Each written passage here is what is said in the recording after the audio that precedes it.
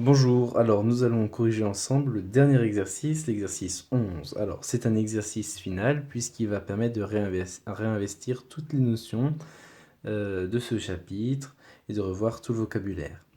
Donc nous avons cette figure-là et on nous dit que sachant que les droites DU, donc ici, et LI ou IL ici sont parallèles, calculer la mesure de chacun des angles du quadrilatère LUDI en justifiant évidemment. Donc les angles du quadrilatère LUDI sont en noir ici. Le but, ça va être de déterminer la mesure de chacun de ces angles. Alors déjà, je vais retracer d'une même couleur les droites DU et IL pour signifier qu'elles sont parallèles. Comme ça, on s'en rappellera. Alors c'est pas un codage universel, mais entre nous, on va se dire que si elles sont de la même couleur, alors elles sont parallèles. Alors, qu'est-ce qu'on connaît dans cette figure? On connaît, regardez, cet angle ici qui mesure 50 degrés et puis l'angle en haut qui mesure 60 degrés. Donc, est-ce qu'on pourrait pas déjà connaître cet angle-là, LULI? Eh bien si, puisqu'on se rappelle d'une propriété du cours qui dit que deux angles opposés par le sommet sont de même mesure. Et ces deux angles-là sont bien opposés par le sommet. Donc, l'angle ULI égale 52 degrés. Alors, je vais essayer de rédiger correctement cette fois cet exercice. Donc, on y va. On écrit l'angle U. Alors, on va mettre un petit point pour dire que c'est la première étape. ULI. Alors, le chapeau, il est sur tout. Égale 52 degrés. Et on cite la propriété car deux angles opposés par le sommet sont égaux. Donc ici on a un angle, je vais le mettre en bleu, de 52 degrés. Alors je retire la propriété. Ensuite, qu'est-ce que je peux dire? Est-ce que je peux directement trouver la mesure de cet angle-là? Non. Par contre, si je détermine la mesure de cet angle-là, je pourrais en déduire celle-ci. Et cet angle-là, eh bien, c'est un angle alterne interne avec celui-là. Et puisque les deux droites DU et IL sont parallèles, eh bien on en déduit tout de suite que les angles alternes internes sont de même mesure. Donc on écrit, on va donner peut-être une lettre ici, on va rajouter une lettre pour pouvoir appeler cet angle-là. Et on dit VUL est égal à la ULI,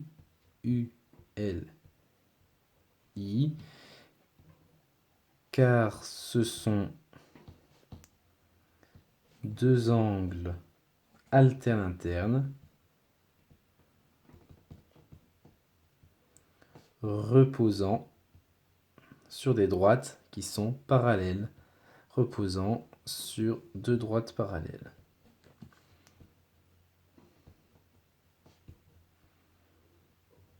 Et je vais vous montrer la propriété du cours qui justifie ça. Si deux droites sont parallèles, alors les angles alternes internes reposant sur ces droites sont égaux. Donc, ces angles alternes internes sont égaux. Donc, je peux aussi mettre VUL égale 52 degrés. Alors là, j'en déduis automatiquement l'angle LUD, puisqu'on sait que cet angle en entier ici mesure 180 degrés, puisque c'est un angle plat, donc 180 degrés moins 52 égale l'angle LUD. Alors on écrit l'angle LUD est égal à 180 moins 52, et 180 moins 52, ça fait 128 degrés. Donc, ici, on a 128 degrés. Alors, est-ce que je peux tout de suite calculer cet angle-là et celui-là? Non. Alors, on va essayer de passer par le triangle UND ici. Alors, je peux tout de suite calculer la mesure de l'angle NUD, puisque regardez, ces angles sont opposés par le sommet, donc ils sont de même mesure. Donc j'écris 52 degrés, je vais l'écrire ici. L'angle NUD égale à la même mesure que l'angle VUL, c'est-à-dire 52 degrés, car ils sont opposés par le sommet.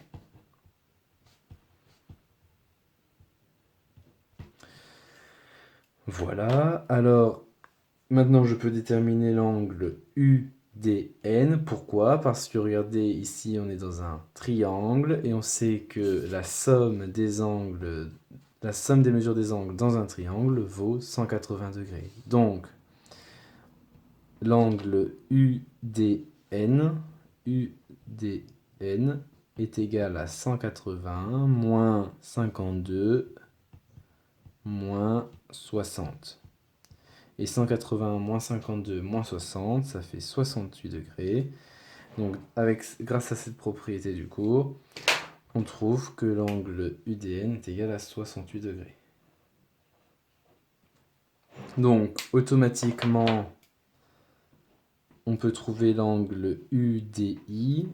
L'angle UDI mesure combien? Eh bien, comme dans le cas tout à l'heure, on va faire 180 l'angle plat moins 68 degrés et on va trouver l'angle UDI. Donc UDI est égal à 180 moins 68. Et 180 moins 68, ça fait 112 degrés. Donc l'angle UDI est égal à 112 degrés. Et il nous reste encore un angle à déterminer, celui-là, LID. Eh bien, qu'est-ce qu'on remarque? Eh bien, l'angle UDN et LID sont correspondants. Et en plus, ils reposent sur des droites parallèles, donc ils sont de même mesure. Et donc, je vais vous montrer la propriété qui le justifie. Si deux droites sont parallèles, alors les angles... Ah, vous voyez pas. Si deux droites sont parallèles, alors les angles correspondants reposant sur ces droites sont égaux. Donc, on écrit une dernière fois. L'angle LID a la même mesure que l'angle UDN, c'est-à-dire 68 degrés, car ce sont deux angles correspondants reposant sur des droites parallèles. Donc je l'indique. Et voilà. Donc on a déterminé chacun des angles du quadrilatère LUDI, donc 52, 128, 112 et 68 degrés. Et donc vous avez vu pourquoi j'ai appelé ça exercice final, parce qu'on a revu presque toutes les propriétés. Donc les propriétés concernant les angles correspondants, les angles alternes internes, les angles opposés par le sommet, la somme des angles dans un triangle. Donc voilà, si on sait faire cet exercice, eh bien on a tout compris sur ce chapitre.